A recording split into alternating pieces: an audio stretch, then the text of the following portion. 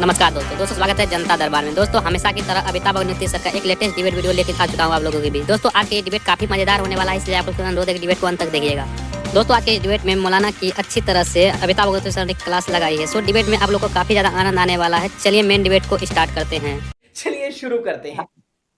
तो आप समझिए कि हम क्या कर रहे हैं, अंततः हम अपने देश को क्या बना रहे हैं, एक धर्मशाला बना रहे हैं। जब हम बात करते हैं कि आइडेंटिफिकेशन करना है उन लोगों का जो घुसपैठी बन करके आ गए, तो आइडेंटिफिकेशन के लिए तैयार नहीं होते। दूसरी बात पे आती हूँ अमिताभ जी की, देखिए कहा सबसे बड़ी प्रॉब्लम जिसके ऊपर कोई बात नहीं करता और बात करने से लोग शर्म फील करते हैं। मैं बात करती हूँ उस विषय पे, क्योंकि मैं एक सोशल राइट एक्टिविस्ट हूँ, एक इक्वल राइट एक्टिविस्ट हूँ।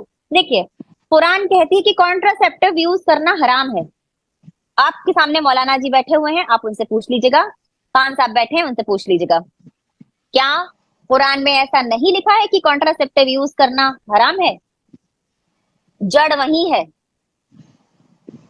आप तमाम ले आइए जन जागृति के कार्यक्रम, आप तमाम बता दीजिए कि आप कॉन्ट्रासेप्टिव पिल्स खा लीजिए, आप कॉपर्टीज लगवा लीजिए, आप 2 बच्चे कर लीजिए। लेकिन जब धार्मिक पुस्तक में उनके लिखा हुआ है कि नहीं, बच्चे अल्लाह की नेमत हैं और कॉन्ट्रासेप्टिव यूज करना हराम है, तो आप बताएं कंट्रोल कैसे होगा?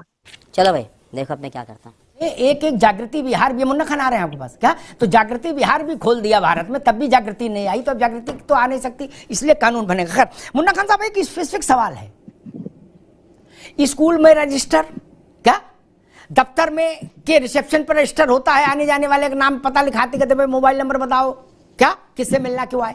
वैसे देश में अगर एक रजिस्टर हो जाए जिसको एनआरसी नाम दिया गया, तो कोई आपत्ति है कांग्रेस को उस पर? देश के रजिस्टर हो जाए, देश के पास भी रहे कि भाई अपने कितने लोग हैं, तो उससे ज्यादा जब टहलते कहीं दिखे तो रजिस्टर से मिलान कर लिया जाए कि भाई गुड्डू तुम क्यों टहल रहे हो, पप्पू तुम कहां से आए। नहीं, इसमें तो मजहब की कोई लड़ाई नहीं, रजिस्टर में कागज देख के नाम दर्ज हो जाएगा।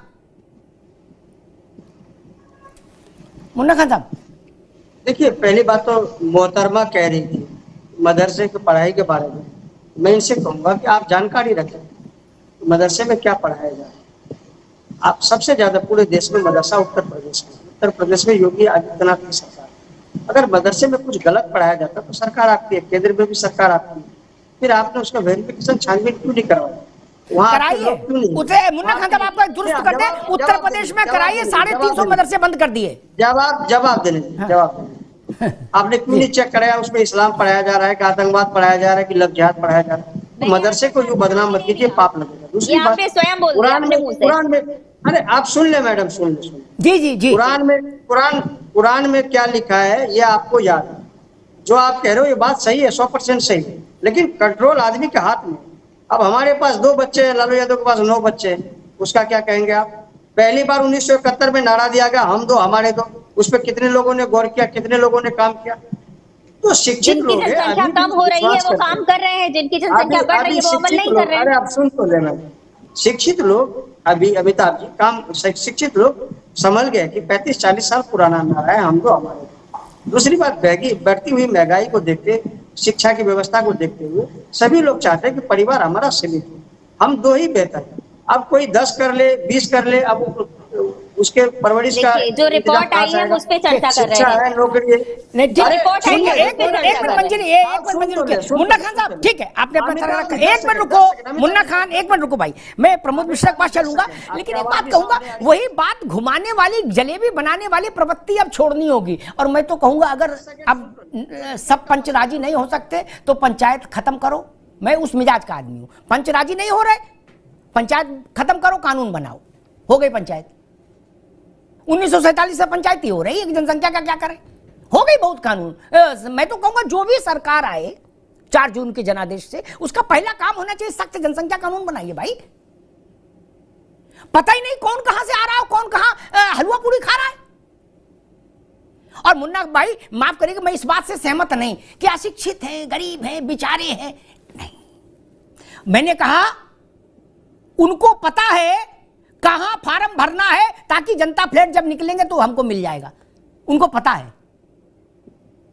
लेकिन बात करते हैं, अभी आप एक पान की दुकान पे चाय के खोखे पे, प्रमोद जी एक प्रैक्टिकल नमूना देता हूं, साइकिल से जाइए, खड़े होइए 5 मिनट, कह दीजिए कि वो जो है मुख्य डाकखाना है वहां जिसका खाता होगा सुना उसमें 500 रुपया सरकार डालेगी, इतना बोल के चले जाइए साइकिल लेके। क्या डाकखाने के बाहर सेना लगानी पड़ेगी, इतनी भीड़ आ जाएगी। आप कह रहे समझ नहीं,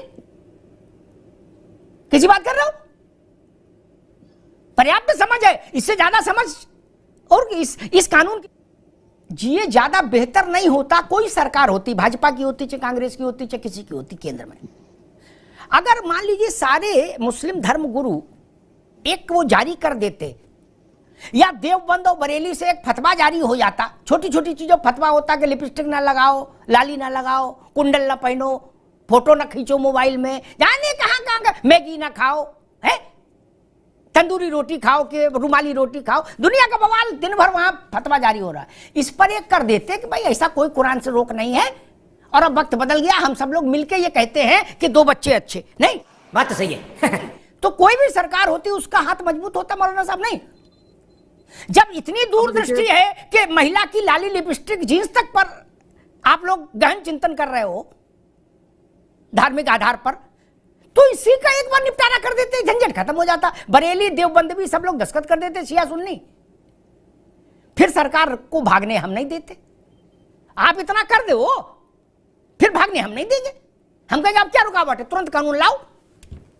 और कानून का मतलब क्या, लिखने पढ़ने कानून बनाने वाले लोग तो 24 घंटे में कानून का ड्राफ्ट दे देंगे। मौलाना साहब, ये देखिए, शरीयत ने एक दायरा मुकर्रर किया है और वो उस दायरे में ही फतवा दिया जाता है, और फतवा जो है वो आदमी की राय नहीं होती है। जैसे मैं बात कर रहा हूँ आपसे और आपके सवालों का जवाब दे रहा हूँ, तो ये मेरी राय है और मेरा एक नजरिया है, मगर मेरे नजरिए को कुरान और हदीस का नजरिया नहीं कहा जा सकता। फतवे की जुबान जो होती है वो कुरान और हदीस का नजरिया कहा जाता है। तो फतवा जो भी मांगता है, अगर वो लायक है देने के लिए तो उसको फतवा दिया जाता है, मगर फतवा दुनियादारी में नहीं दिया जाता, सियासत के मामले में नहीं दिया जाता, मजहबी मामले में दिया जाता है फतवा। अगर कोई फतवा मांगेगा तो उसका जवाब जरूर दिया जाएगा। अब रही गई बात जो जनसंख्या की है, तो जनसंख्या तो उसमें गवर्नमेंट का अधिकार है, गवर्नमेंट को पूछने की कोई जरूरत नहीं है। बहुत सारे कानून गवर्नमेंट बनाती है बगैर पूछे बगैर समझे, तो वो अपने हिसाब से कानून बनाती है और पब्लिक उस पर अमल भी करती है। तो अगर ऐसे ही जनसंख्या मामले में गवर्नमेंट कानून लाती है तो पब्लिक उसका समर्थन करेगी। और दोस्तों आज का ये डिबेट यहीं समाप्त करते हैं। दोस्तों आप लोग कमेंट सेक्शन में ये जनसंख्या नियंत्रण पे अपनी राय जरूर दे सकते हैं, साथ में आप लोग इस वीडियो को शेयर जरूर कीजिएगा। चलिए मिलते हैं कोई नेक्स्ट डिबेट वीडियो में, तब तक के लिए जय हिंद, जय भारत, वंदे मातरम।